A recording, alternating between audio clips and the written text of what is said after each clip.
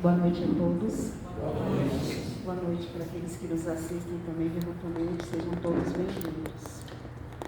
Nós vamos iniciar a preleção desta noite. Eu vou pedir para que vocês fechem os olhos, se conectem conosco com a espiritualidade, se conectem com o nosso Mestre Jesus. E vamos iniciar com a oração do Pai Nosso. Pai nosso que estás nos céus, santificado seja o vosso nome. Venha a nós o vosso reino. Seja feita a vossa vontade, assim na terra como nos céus. O pão nosso de cada dia nos dai hoje. Perdoai, Senhor, as nossas ofensas, assim como nós perdoamos a quem nos tem ofendido. E não nos deixeis cair em tentação, mas livrai-nos de todo o mal. Que assim seja, graças a Deus. Eu trouxe uma pregação nessa noite, eu prometo que eu vou tentar ler tudo, em 15 minutos. Vou falar sobre uma palavrinha pequena, mas que tem um conteúdo muito importante em nossas vidas: viver em paz. Todos nós vivemos num mar de inteligências, que Platão havia dito que era um mar de ideias. Todos nós pensamos, nossos pensamentos são ondas e por causa disso vivemos nesse mar de pensamentos. E nesses tempos que estamos vivendo aqui na Terra, há um pensamento que gera muitos outros, mas que é um pensamento central: a paz. Em toda parte se fala de paz. Mesmo nos continentes, nos países, nas regiões que se acham em guerras, existe o discurso pró-paz. Curiosamente, muita gente não se deu conta, não se dá conta do que seja a paz. A paz, de maneira nenhuma, corresponde à estagnação das águas paradas. A paz não tem nada a ver com não fazer nada, ficar à toa com excesso ósseo. Isso não é paz, isso é preguiça. A paz não tem nenhuma vinculação com a paralisia dos cadáveres e com a inércia dos mortos. Isso é apodrecimento. A paz é, sob todos os títulos, uma virtude psíquica, uma virtude do ser, da alma e da intimidade. Paz significa sempre um estado interior em que a criatura que a busca, que a persegue, entra na sintonia das leis cósmicas. Ser pacífico é a criatura buscar essa integração com o Criador, sob todos os aspectos. E a partir disso, então, ele tratará de cumprir com seus deveres para com a vida em nome da paz. Em nome da paz, tratará bem as pessoas, terá seus altos e baixos, ficará nervoso muitas vezes, tenso em outras ocasiões, mas tudo isso na busca do aprimoramento, tudo isso no desejo de se aperfeiçoar. É a busca da paz em si próprio. E por essa razão que nos damos conta de que quando alguém está buscando a paz e assume seus compromissos diante da vida, não se vitimiza, não se coloca como vítima da vida, das coisas, dos outros, porque quem está querendo paz aprende a governar a si mesmo, a governar a sua própria vida, a ser uma pessoa autônoma, a não realizar o bem apenas porque está sendo visto ou porque alguém vai aplaudir, ou porque vai ganhar alguma coisa e deixar de fazer o mal, e deixa de cometer erros, somente quando disso adviria uma sanção. A criatura que busca a paz trabalha esse sentimento na sua própria intimidade. A paz não é um estado em que nada nos aconteça, nada nos sacuda, nada nos atormente. Não, essa não é a nossa paz. Nós que vivemos no mundo, e todos quantos no mundo estamos, precisamos nos dar conta de que a paz tem componentes íntimos indispensáveis. Primeiro, é necessário que nós queiramos a paz. Não adianta fazer só o discurso da paz. É importante que, além do discurso, advenha o curso da paz. Essas 3 letras representam tanta coisa para a mente humana, para a vida humana, para o mundo em geral, que a maioria das pessoas proclamam o tempo todo da paz ainda não se deu conta do que isso significa. Para muita gente, a paz tem que ser mantida à base da força, à base das armas. Para os outros, a paz é aquele documento que se assina nos gabinetes políticos. Isso não é paz, são as conveniências políticas.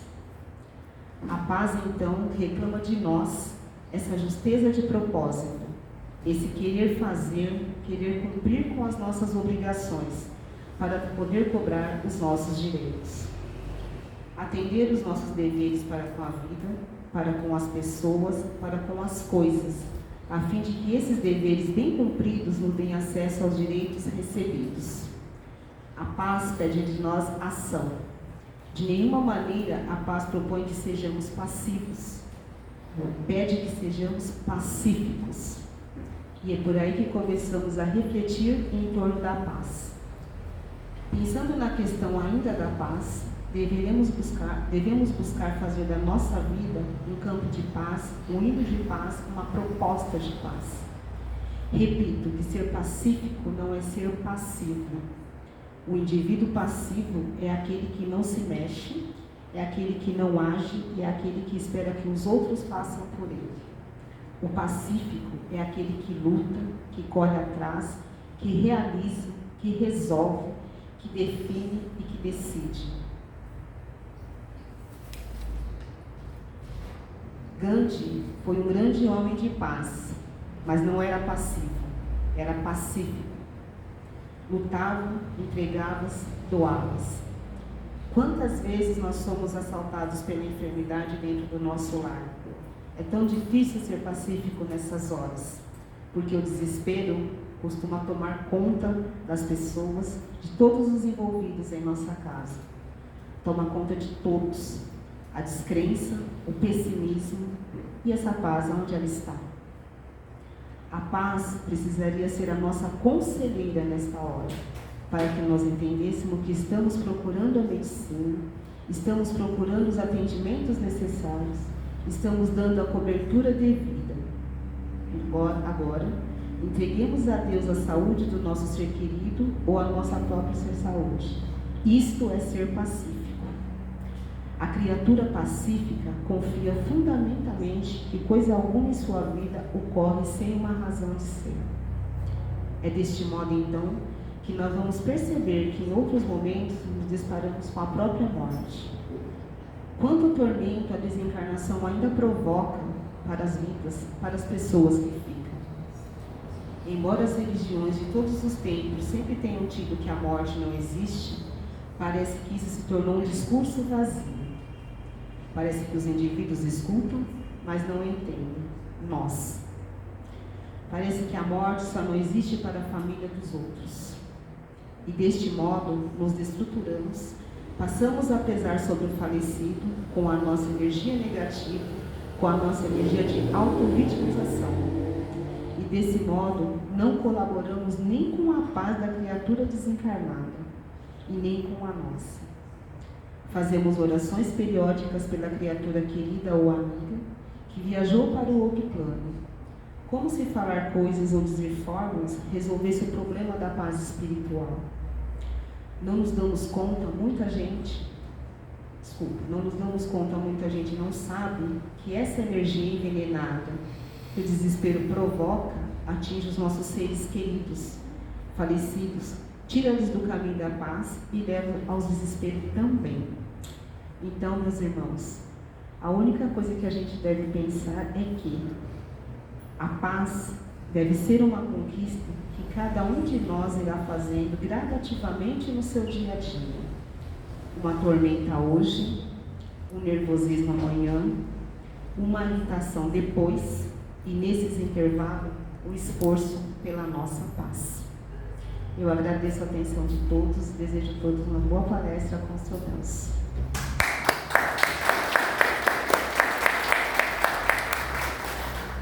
Onde você estiver, que Jesus seja contigo. E para nós aqui também, que a paz do Mestre possa nos envolver em muita luz e que possamos sair daqui, ao menos refletindo sobre o que nós conversarmos a respeito da cura material e espiritual. Normalmente, quando chegamos à casa espírita para um tratamento, nós geralmente queremos não bem o tratamento, queremos um milagre, não é isso? E nós esquecemos que o tempo de Jesus já passou há muito tempo, há mais de 2000 anos. Hoje nós temos aqui espíritos que se esforçam para nos doar a sua melhor energia, para ao menos manter um equilíbrio no nosso organismo físico e perispiritual.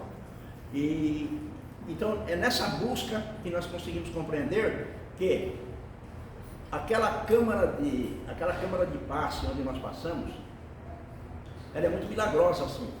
Ela consegue equilibrar nossas energias, consegue, antes de chegarmos ali, nós passamos uma entrevista e ali já somos orientados em relação às necessidades para podermos fazer esse tratamento. É necessário mudarmos os nossos sentimentos, os nossos pensamentos, nossas atitudes, não é? Passarmos a entendermos melhor a nós mesmos. Então, dessa forma, nós vamos chegar àquela câmara de passe onde vamos receber as energias que nós necessitamos. E na maca, aqui né, tem as macas também aí que fazem o tratamento. Alguém aqui já deve ter passado por essa maca, não é isso? E com certeza deve ter recebido, se não a cura, ao menos um alívio para a dor, que foi o que Jesus disse, né? Jesus disse que se nós não tivéssemos mérito para recebermos a cura dos nossos males, o alívio para nossas dores, Ele nos concederia. E é isso que é importante que nós entendamos, porque o milagre não está somente na cura, porque existem momentos que a doença ela se faz necessária à nossa vida, faz necessário para que nós possamos nos movimentar, que nós possamos refletir, não é, em relação a algumas situações. Certa feita, numa outra casa espírita que eu trabalhava, nós tínhamos um grupo que fazíamos evangelho no lar, todas as sextas-feiras, cada sexta-feira na casa de um trabalhador. E quando terminava os trabalhadores, nós fazíamos aleatoriamente na casa de alguém que deixava um nome lá. E na casa de um dos trabalhadores que nós fomos certa feita, a esposa dele já há 6 meses estava acamada. Os médicos não descobriam o que ela tinha. Passou por todos os exames possíveis lá no Hospital das Clínicas e ela não conseguia sair da cama, ela não mexia as pernas, nada, parecia que ela estava paralisada. E nessa sexta-feira que nós fomos fazer o evangelho lá, o tema foi, caiu o tema sobre o perdão. Aí nós relatamos em relação ao perdão, os benefícios também, né, e as dores que ele nos causa quando deixamos de perdoar. E falamos ali uma meia hora mais ou menos, e essa senhora, puxaram ela na cama, ela estava encostada na cama, no travesseiro, e ele olhava fixamente para a parede da frente, prestando sua atenção no que estava sendo falado, mas ela não se mexia nada ali, daquele jeito que ela estava. No final do evangelho, correu uma lágrima aqui no cantinho do olho dela, correu uma lagrimazinha só. Aí nós encerramos o evangelho e tudo, fomos embora. Passaram-se umas 3 semanas mais ou menos, encontrei com o marido dela novamente. Aí eu falei, não, e a esposa lá, como é que ela está e tudo mais. Ele falou, sabe, aconteceu uma coisa na minha casa que eu não consegui compreender. Eu tenho um filho que mora em Santos, e há mais de 3 anos ela não conversava com ele, ela não queria nem ver, ele ia em casa para visitar, ela fechava a porta do quarto, não queria que ele entrasse lá para visitar ela, para ver ela de jeito nenhum. E esses dias eu peguei os dois no telefone, eles conversaram por mais de 2 horas. Ela chorou daqui, ele chorou de lá e tudo mais, e eu acho que se acertaram, porque eu já vi eles telefonando umas 2 ou 3 vezes. Bom, aí passou o tempo, daí 1 mês mais ou menos, encontrei ele novamente, falei, e aí, como é que está a esposa lá? Ele falou assim, Nelson, tomei um susto, eu não sei o que aconteceu com a minha esposa. Falei, por quê? Ele falou, olha, no sábado eu acordei, era umas 4 horas da manhã, mais ou menos 4h30, eu peguei e coloquei a mão do lado da cama, quando eu vi, estava vazio, eu fiquei apavorado, pensei que ela tivesse caído, rolei a cama para ver se ela estava no chão. De repente eu sinto o cheiro de café. Aí eu acordei, eu levantei correndo e corri na cozinha. Cheguei lá, ela estava fazendo café, andando lá para lá e para cá. Falei, o que aconteceu? Ela falou, não sei. Me deu vontade de ir no banheiro, eu tentei mexer a perna mexeu. Aí peguei e coloquei a perna para fora da cama, fui no banheiro e já que eu levantei vim fazer café. Ele falou, poxa, ele está maravilhado, né? Aí ele pegou e falou assim, olha senhora, sabe o que aconteceu? Aquele evangelho da sexta-feira foi o que fez ela voltar. Porque realmente, aquela situação que ela estava passando com o meu filho, já fazia muito tempo. Antes de elas ficarem sem conversar, ela já brigava muito com ele. e agora não, agora os dois estão muito bem. Então, quer dizer, essa quebra da animosidade entre eles foi justamente o que fez com que ela saísse da cama. E ela ficou muito bem. Então, veja como muitas vezes nós buscamos um milagre de alguma forma e ele acontece de uma outra completamente diferente. E muitas vezes, essas situações que a espiritualidade nos coloca é justamente para o nosso benefício, para nós refletirmos, para nós conscientizarmos, né, como nós estamos agindo.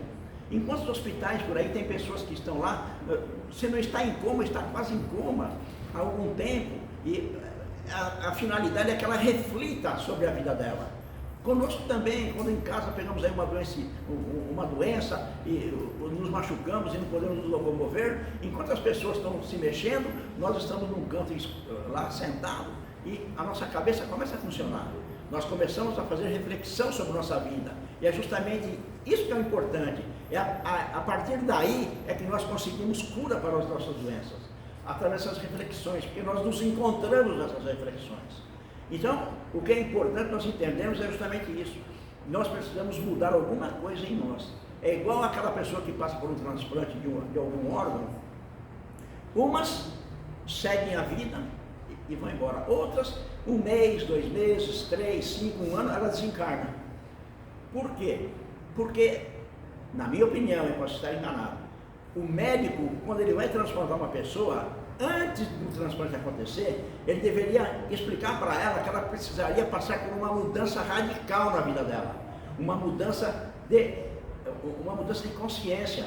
Na casa espírita nós chamamos de reforma íntima, porque aquele órgão que ela vai receber, aquele órgão vai trazer energias da pessoa que está doando, do doador.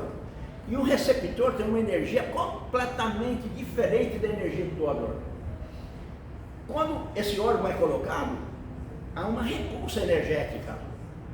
Muitas vezes o órgão começa a funcionar por algum tempo, ele vai assim, igual aquele carro que vai bum bum no tranco, vai. Se não houver essa combinação energética, ele não vai, ele vai desencarnar. Então, por isso que é importante essa mudança de sentimento antes, de compreensão, né? Mudar sentimento, pensamento, atitudes, fazer essa reforma íntima, a pessoa se autoconhecer. Aí, com certeza, aquele órgão transplantado, ele vai surtir um efeito que ela vai ter uma sobrevida maravilhosa, muitos anos à frente. Conheço muitos casos assim, e conheço muitos casos também de pessoas que 1 mês, 2 meses, 6 meses, 1 ano, aí desencarnaram, porque não houve essa combinação energética. Então, é importante que isso aconteça, porque aqui nessa maca, nós recebemos também uma combinação energética. A energia do médium que está ali, a energia da natureza, né, que até da água, eles trazem aquelas energias para cá, para combinar com a energia espiritual, para poder adentrar no organismo da pessoa e fazer com que aconteça a cura. Porque a cura, ela não vai acontecer somente no corpo físico. O corpo físico é onde está o efeito, a causa está no perispírito, precisa ser curado no espírito dela primeiro, para que a cura aconteça no corpo físico. Doenças psicossomáticas, elas começam na mente e metabolizam no corpo físico. Então, é isso que é importante que nós compreendamos. No momento que nós entendermos isso, todo o processo de cura que nós viermos em busca numa casa espírita, nós receberemos. Porque é necessária essa mudança. Se não houver a mudança, de nada adianta. Então, isso que é importante. A casa espírita, a finalidade dela é essa. A casa espírita é um hospital, é uma UTI, é um pronto-socorro, é onde nós chegamos aqui cambaleantes para buscar o refúgio. Muitas vezes chegamos à casa espírita como último recurso. Já passamos por médicos, passamos por N religiões e nós não conseguimos o que nós precisávamos, o que nós buscávamos. Aí fala assim, bom, já que não tem o que fazer, eu vou lá na casa espírita, vamos ver o que vai acontecer lá. Aí a pessoa vem aqui, se ela se modifica, com certeza ela consegue o objetivo dela. Se ela não consegue se modificar também, de nada vai adiantar. Porque se não houver mudança, não tem nenhum propósito de acontecer essa cura. A cura espiritual, ela consiste no dom que certas pessoas possuem de curar pelo simples toque, pela imposição das mãos e pela prece, mesmo por um gesto, sem o concurso de nenhuma medicação. O fluido magnético desempenha aí um papel importante. Então, essa cura espiritual, as pessoas que têm o dom, têm a capacidade de emitir esse magnetismo elas conseguem juntar esses três elementos que eu falei agora há pouco, né? A energia do médium, a energia da natureza, mais as energias do plano espiritual, e ela consegue fazer a cura. Se vocês leram ou assistiram o filme Nosso Lar, vocês vão se lembrar quando André Luiz foi com a Narcisa visitar o Ernesto lá na casa dele. Alguém lembra? Ele estava muito mal, ele ia morrer. O que aconteceu? Como que eles conseguiram curar ele?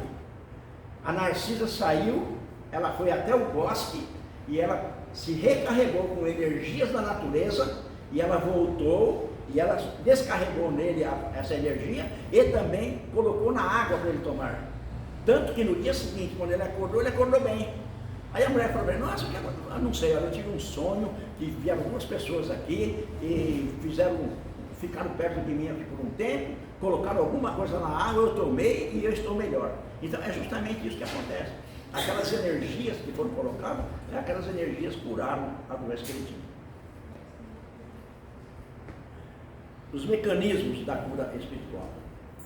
A ação curadora, ela depende da intervenção dos espíritos, que associam os fluidos do médium, os provenientes da natureza, aos próprios fluidos. As curas ocorrem sempre com os ditames da lei de causa e efeito.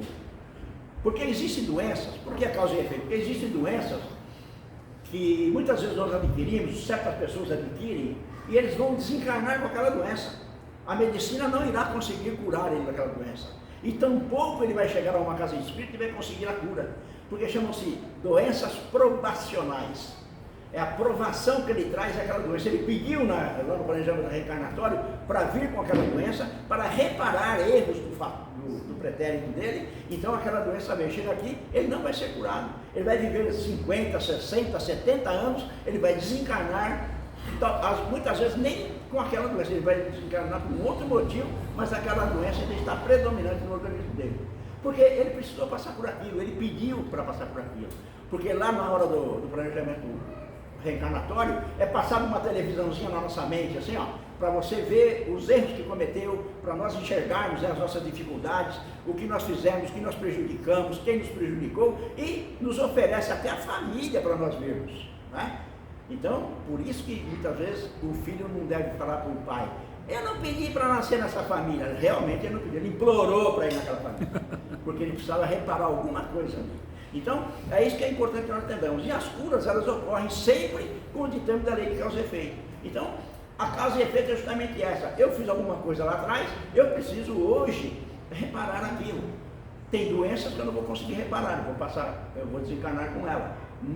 Não necessariamente com ela, mas ela vai estar comigo até no momento do desencarno, né? E as mudanças que eu faço, eu posso aliviar, porque Jesus disse: o amor remove multidões de pecados.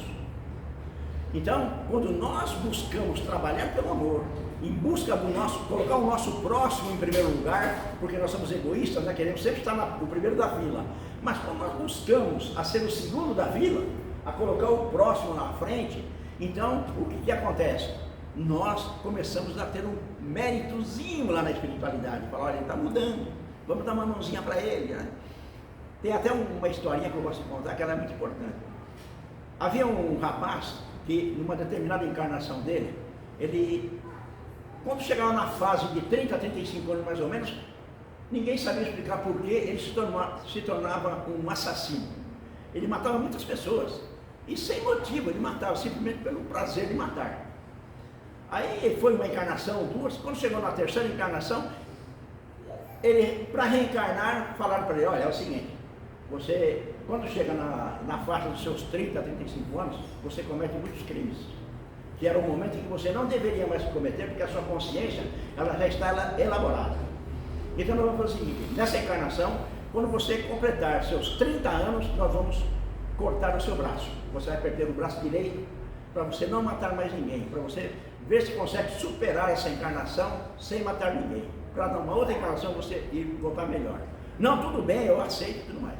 Só que tem um problema: ele nasceu dentro de uma família que o recebeu com muito amor.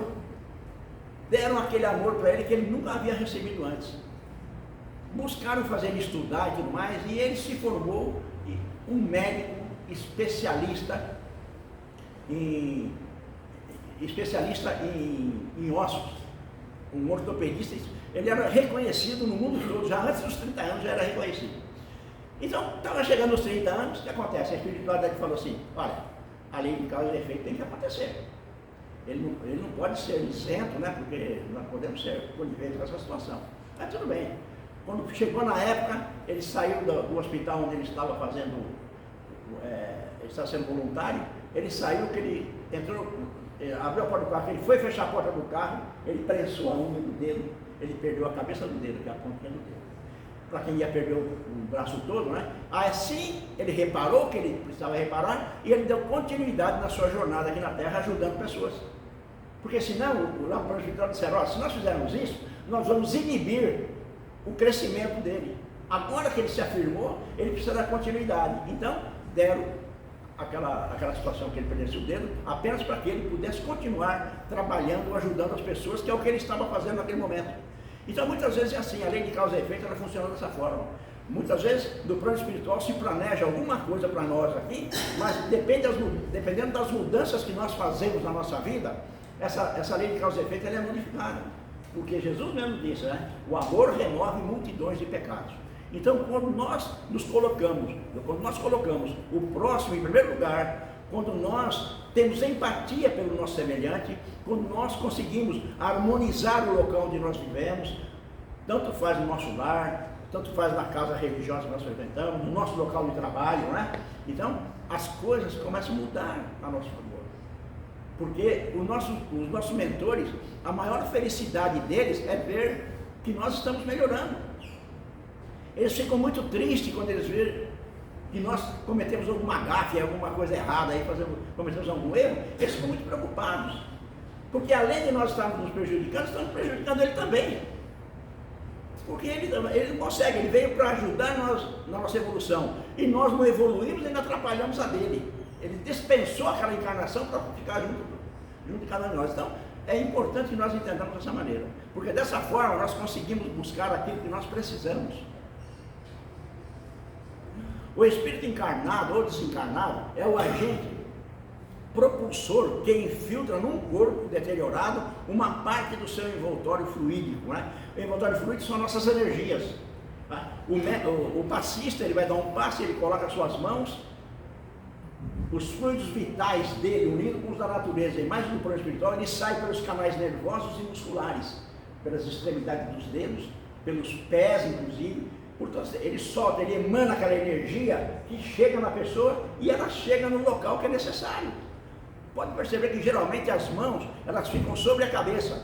Depois, de acordo com a necessidade, a pessoa desce um pouco a mão e tudo mais em volta do corpo, porque na cabeça, porque o nosso coronário, aqui em cima está o chakra central, onde nós absorvemos as energias, e essas energias elas descem, passam elas descem pelo frontal, né? Sai do coronário, desce no frontal, vem para o laríngeo e vai descendo cardíaco, pulmonar, que é o esplênico, e vai passando pelos órgãos até os genitais. Então, essa energia é distribuída, e cada órgão, cada chakra desse recebe a quantidade de energia que precisa para distribuir para os órgãos que ela tem acesso. Então, é isso daí que acontece. Essas energias, elas são canalizadas para os órgãos doentes, aqueles que estão mais doentes recebem mais energias. Tá? Então, esse envoltório fluídico que ele é emanado para cada um de nós, é o que vai nos dar a sustentação, vai nos dar a paz que foi falado aqui para uma semana de trabalho, para que nós saiamos daqui melhor, mais felizes, né? Com mais compreensão, com mais entendimento do que fazemos e por que estamos fazendo daquela forma. As forças superiores do plano espiritual, elas são conhecidas como os fluidos A. Os médiuns curadores, eles fornecem um fluido ectoplásmico, são denominados de fluido B.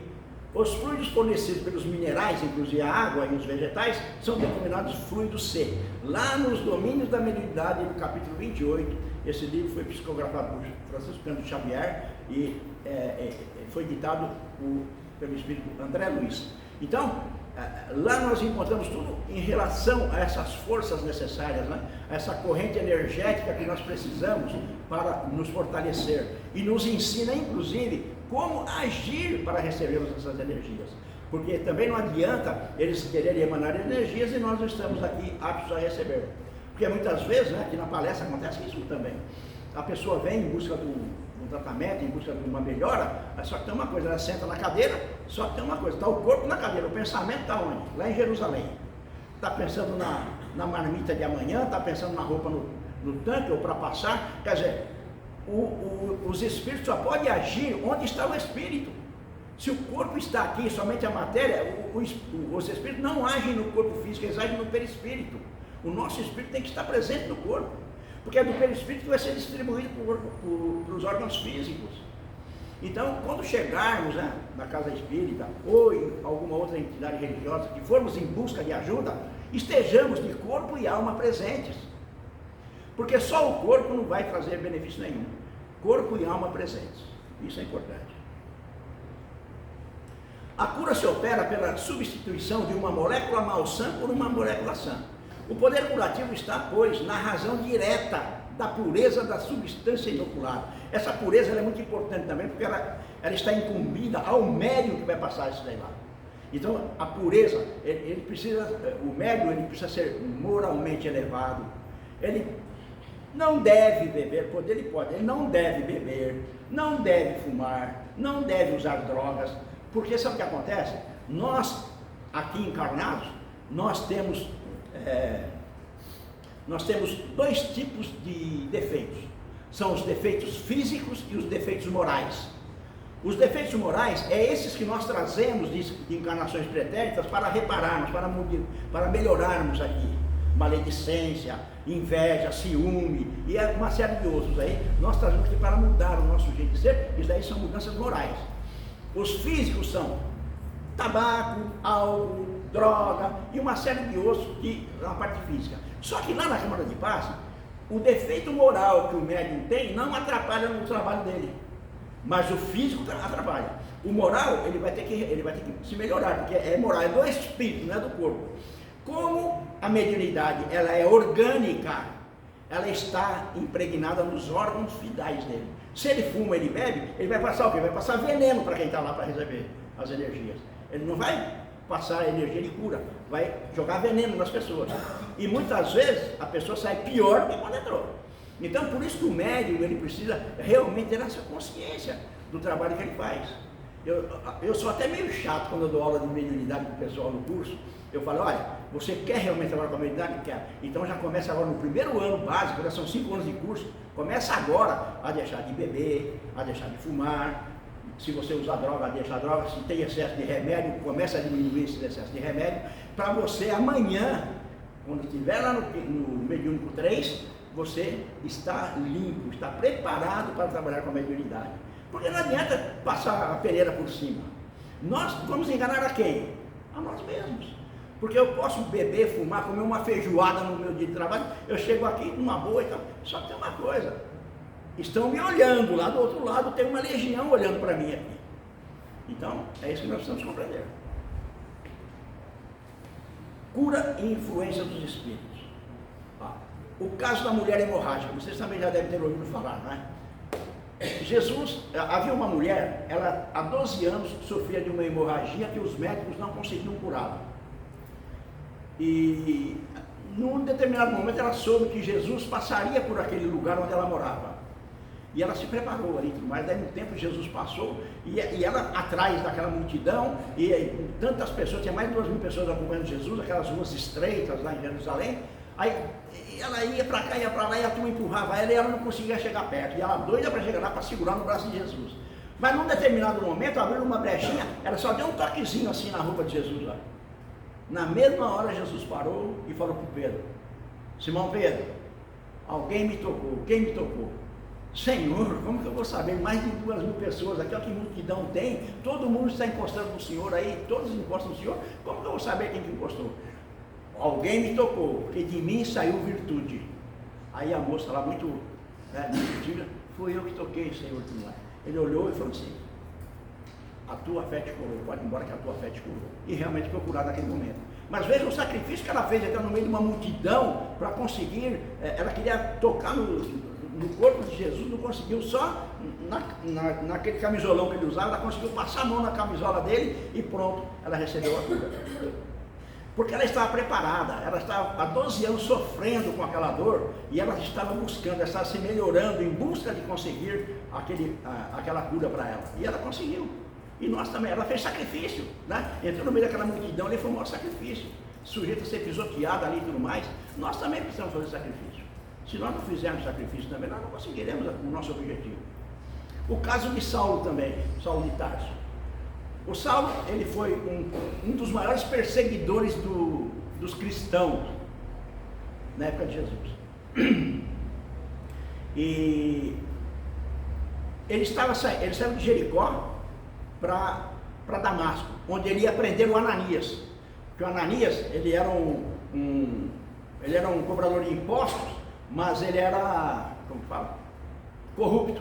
Ele pegava o dinheiro, era dele. Igual fazia o Zaqueu, ele fazia a mesma coisa. Ele era pior que o Zaqueu. O Zaqueu ainda dava 5 para Roma e ficava com 95 para ele. Ele não, ele dava 1 para Roma e 99 era dele. Então ele ia lá para prender o Ananias. Aí no caminho da estrada de Jericó, de repente uma luz forte, cegou ele e ele caiu literalmente do cavalo. Aí aquela luz se aproximou e uma voz disse para ele: Saulo, Saulo, por que me persegues? Ele ficou, não sabia o que fazer na hora, tentou abrir os olhos, ele não enxergava nada, ele ficou cego. Aí Jesus disse para ele: olha, Saulo, siga para Damasco, lá procure Ananias, ele vai curar a tua vista. E a luz desapareceu e ele ficou lá no chão. Os soldados desceram, ajudaram ele a levantar, puseram ele no cavalo e ele cego. Aí ele falou: nossa, como que eu vou lá para prender o Ananias, como que ele vai me curar, né? Aí quando ele chegou em Damasco, tinha um lago lá, numa praça tinha um lago, e ele ia chegando próximo, o Ananias estava lá esperando ele. Ananias falou: Saulo, estou te aguardando aqui. Ele: como? Eu estou te esperando. Aí foi lá e fez um barro lá, colocou na vista dele, passou a mão com água, ele começou a enxergar turvo, daí passou de novo aquele barrinho no olho dele e tal, passou a mão novamente, limpou, daí ele começou a enxergar com clareza. Aí o que aconteceu? Daquele momento em diante, ele se tornou o maior divulgador do cristianismo. Ele abandonou tudo que ele tinha em relação a Roma e ele foi seguir. E naquele momento também o nome dele trocou de Saulo de Tarso para Paulo de Tarso. Ele passou a se chamar Paulo de Tarso naquele momento. Ele era um artesão bastante conhecido, muito famoso, que ele fazia muitos trabalhos bons, e ele saiu perambulando em busca de divulgar o Evangelho. Quando o dinheiro que ele tinha acabava, ele parava numa cidade e fazia alguns negócios lá para vender, ele vendia, pegava um dinheirinho, punha no cavalo dele lá umas comprinhas e saía por aí, estava acabando, ele parava de novo, ele nunca dependeu de 1 centavo dos trabalhos que ele fazia em benefício das pessoas, da divulgação da doutrina. Então, são coisas que acontecem na vida da gente para a gente nos alertar. Esse tombo que ele caiu do cavalo foi um alerta para ele, para fazer uma reflexão, né? E muitas vezes nós temos o tombo caindo do cavalo e não conseguimos, né, fazer a reflexão sobre a situação. Quantas vezes nos preocupamos com o corpo físico, mas negligenciamos o bem-estar espiritual? O espírito é um músico e o corpo físico, ele é um instrumento musical. O corpo físico é um meio pelo qual o espírito se manifesta, assim como um instrumento musical é o veículo para a música. Cuidar do corpo é essencial, pois ele influencia a expressão do espírito, mas é o espírito que dá sentido e propósito à existência.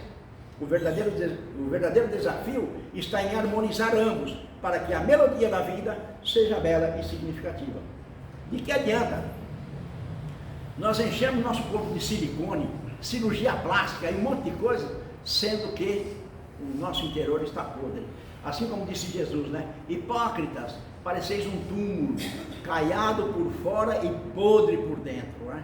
Porque muitas vezes nós somos assim, nós queremos viver de aparências, nós queremos que as pessoas nos vejam de uma forma, mas sendo que o nosso interior não condiz nada com aquilo que nós estamos pregando, não condiz nada com aquilo que nós estamos querendo fazer com que as pessoas entendam.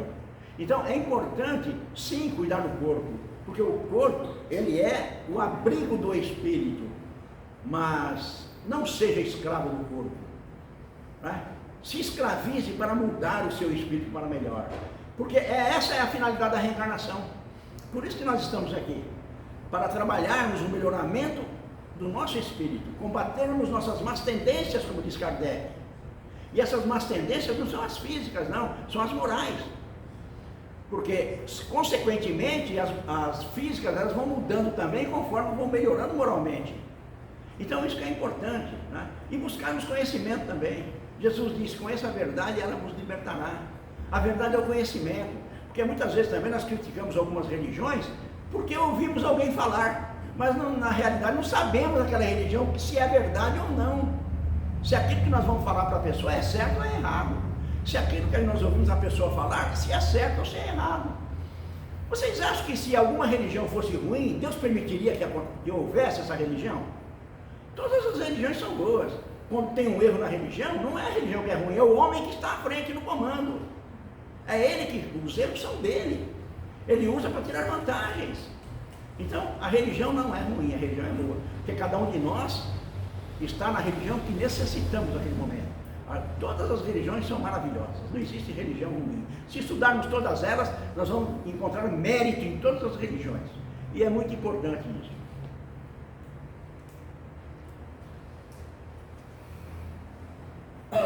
Primeira questão a analisar.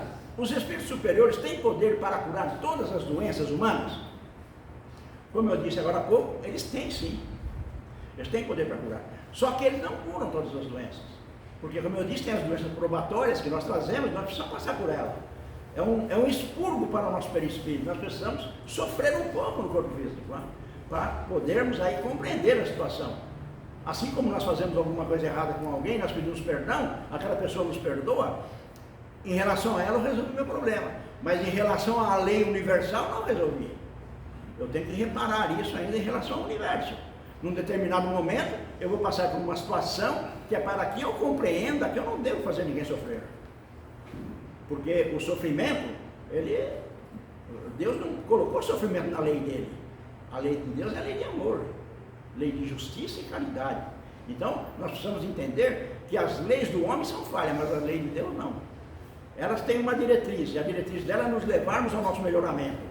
Por isso que quando ele nos criou simples e ignorantes, ele colocou aqui na mão e assoprou e falou, ó, vai meu filho, eu te espero aqui, ó.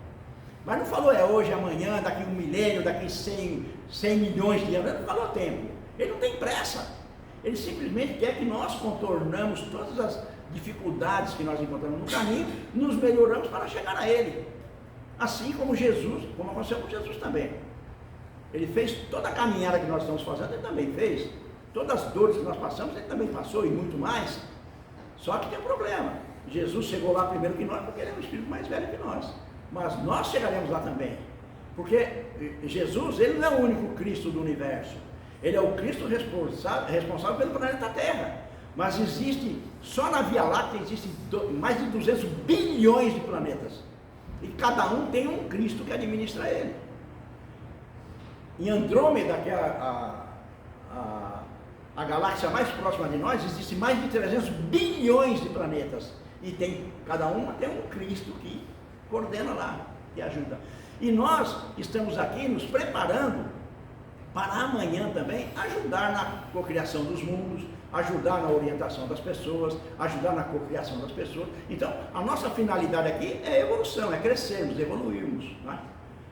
Por isso que no Espiritismo nós pregamos que o Espírito ele não regride, ele somente evolui. Em algum momento ele pode até estacionar, mas se numa encarnação ele aprendeu uma vírgula, ele já não estacionou, porque essa vírgula já soma na sua evolução. Então nós precisamos compreender dessa forma, porque tudo que é feito pela espiritualidade são caminhos, eles nos mostram caminhos como nós devemos proceder para nos melhorarmos. O segundo ponto, por que adoecemos, né? No caso de uma doença epidêmica ou um distúrbio orgânico, né? Por que adoecemos? Porque nós buscamos nós adoecemos o nosso corpo de acordo com os pensamentos que nós emitimos. Nossos pensamentos negativos, eles prejudicam nossos órgãos físicos. Então a doença acontece por causa disso. mudança ou epidemia, né? E por que acontecem as epidemias? Porque é necessário, as epidemias são necessárias. As epidemias nada mais são do que um desencarne coletivo. Precisa uma quantidade de pessoas desencarnar, porque elas estão naquele momento para reparar em alguma coisa, e vai em quantidade. Nós tivemos a peste bubônica na Espanha, que desencarnou mais de 4 milhões de pessoas. Tivemos lá no Hitler, lá o Holocausto, morreu mais de 6 milhões de judeus. Nós tivemos as guerras, as cruzadas, morreu mais de 5 milhões de pessoas. Nós tivemos a epidemia aqui no Brasil, aqui morreu mais de 700 mil pessoas, mas no mundo morreram mais de 7 milhões de pessoas. Então, é necessário que aconteça isso. Deus não castiga ninguém. É necessário que aconteça porque para instigar a inteligência dos cientistas que foram reencarnando aqui para isso.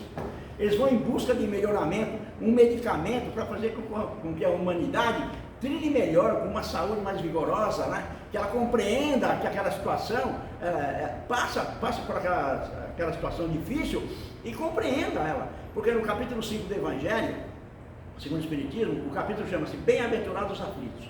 Ali tem duas passagens significativas. Bem sofrer e mal sofrer, né? Aí fala, pô, bem sofrer dá risada. Como que vai mal sofrer, né? Realmente. Busque ler lá nesse capítulo, que vocês vão perceber a razão do bem sofrer e do mal sofrer. Então, nós precisamos compreender isso. A terceira é, se os espíritos superiores têm todo o poder, por que não curam todas as doenças? Porque tem doenças que eles não podem curar mesmo, nem eles vão curar. Nós precisamos delas na nossa vida para o nosso melhoramento. Tá? Então, é isso daí que nós temos para falar. Olha, tem 33 minutos ali. Alguém quer fazer alguma pergunta aí? Se eu puder responder, falem agora ou calem-se para sempre. É igual casamento. Bom, pessoal, muito obrigado então, que Jesus nos abençoe e gratidão pela paciência de vocês. Faça a oração. Vamos então nesse instante. Agradecemos ao Pai pela oportunidade que Ele nos concedeu de nos reunirmos nessa casa de oração para mais uma noite de estudos.